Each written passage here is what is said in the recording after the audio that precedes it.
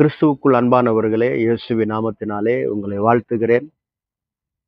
ஆதியாகமம் 2ஆம் அதிகாரம் 2வது வசனம். தேவன் தாம் செய்த தம்முடைய கிரியை 7ஆம் நாளிலே நிறைவேற்றி, தான் உண்டாக்கின தம்முடைய கிரியைகள் எல்லாம் முடித்த பின்பு 7ஆம் நாளிலே ஓய்ந்திருந்தார். 7 என்று சொன்னால் பூரணம். நம்முடைய தேவன் பரிபூரணமான தேவனாயிருக்கிறார். அவர் படைத்தவைகள் எல்லாம் பூரணமாயிருக்கிறது. நன்மையான எந்த ஈவும் பூரணமான எந்த வரமும் ஜோதிகளின் பிதாவினிடத்திலிருந்து இறங்கி வருகிறது என்று நமக்கு வேதம் சொல்லுகிறது. பிரியமானவர்களே, தேவனுக்கு இது 7வது நாள், நமக்கோ அது முதல் நாள். எல்லாவற்றையும் பூரணமாய் உண்டாக்கி வைத்த பின்பு நமக்கு அதை முதல் நாளாக ஏற்படுத்தி வைத்திருக்கிறார். இப்பொழுது நீங்களும் நானும் நம்முடைய தேவைகளுக்காக போராடி கொண்டும் புலம்பிக் கொண்டும் இருக்க வேண்டிய அவசியமில்லை. நம்முடைய தேவைகள் எல்லாம் ஏற்கனவே அவர் ஏற்படுத்தி வைத்திருக்கிறார். அதனாலதான் ஆண்டவராகிய இயேசு கிறிஸ்து சிலுவையிலே எல்லாம் முடிந்தது என்று சொன்னார்.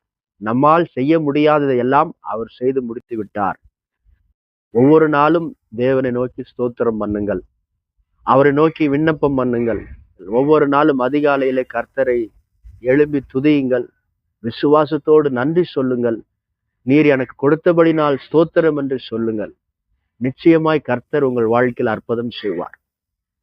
உலக பிரசித்தி பெற்ற ஜாய்ஸ் மேரி என்ற ஒரு பிரசங்கியார் ஒவ்வொரு நாளும் காலில் எழும்பி கர்த்தருடைய வாக்குத்தத்தங்களை சொல்லி சொல்லி, நீர் எனக்கு இதை செய்தபடியால் ஸ்தோத்திரம், நீர் எனக்கு செய்தபடியால் என்று ஸ்தோத்திரம் என்று சொல்வார்களாம். கிட்டத்தட்ட 200க்கும் மேற்பட்ட விண்ணப்பங்களை வசனத்தோடு சேர்த்து அதை சொல்லுவார்களாம். கர்த்தர் அநேக காரியங்களை நிறைவேற்றினார். ஆம், அருமையானவர்களே, நீங்கள் என்ன தேவைகளோடு இருந்தாலும் அந்த தேவையில் நினைத்து கலங்கி கொண்டிருக்காதீர்கள்.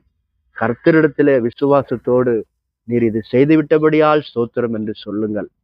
நிச்சயமாக உங்களுடைய தேவைகளை கர்த்தர் சந்திப்பார். அதற்காகத்தான் எல்லாவற்றையும் உண்டாக்கிவிட்டு கடைசியாக கர்த்தர் உங்களை ஏற்படுத்தியிருக்கிறார். உங்களுடைய வாழ்க்கையில அவர் அற்புதமாய் கிரியைகளை செய்வார். தைரியத்தோடு தொடர்ந்து ஆண்டவரை விசுவாசியுங்கள். மகிமையானவைகளை நீங்கள் காண்பீர்கள். கர்த்தர் உங்களை வழி நடத்துவார்.